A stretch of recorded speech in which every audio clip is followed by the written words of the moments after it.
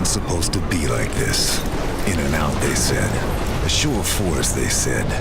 The Hellgast war machine was destroyed on Vecta, and you guys just need to sweep it up, they said. But, like any animal, the Hellgast are at their most dangerous when cornered.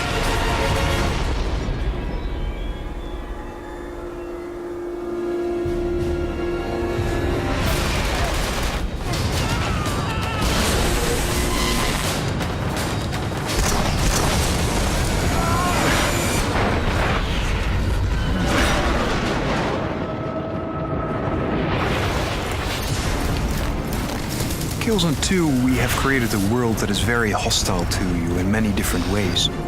But at the same time, we've created a world that is very real and very believable. When we started developing the world of Helgen, we really started at the basis for almost anything we design.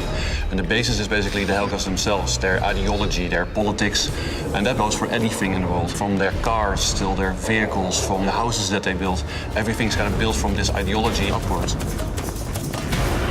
We decided to host Killzone 2 entirely on Helgen, which is an alien planet, but it still looks very eerily familiar. So you'll recognize a lot of the things like the structures and the buildings, but you won't recognize lots of the Helgen technology. This allowed us to create a unique world with 5 completely different gameplay environments and 10 completely different experiences.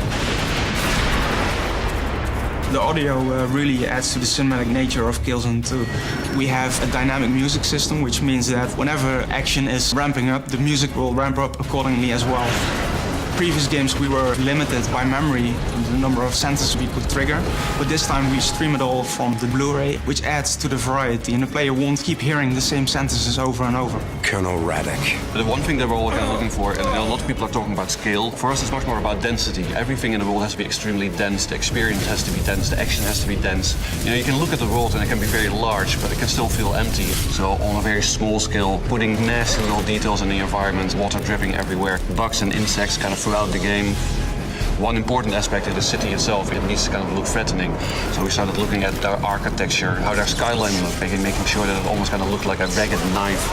For Killzone, we've taken inspiration from the great totalitarian 20th century regimes. You see that reflected in many things on Helgen. You see it in the architecture, kind of Stalinistic, pompous. You see it in the weaponry of the Hellgast, which is very mass-produced. Everything that is Hellgast and Helgen kind of feels very replaceable versus very individualistic for the ISA. The main thing about Killzone is immersion. Everything that we do, we want to kind of really immerse the player in the experience. We always wanted the Helgas to be very menacing, and we needed to have a world that fit very well with that character. So we started looking at making everything be very scary, very hostile, very threatening. And there's a very good German word for that. There's a word that they call unheimlich. Unheimlich basically means unhomely. And that's the sense that we wanted to give the player. This is really somebody else's society, somebody else's world. You're not welcome here.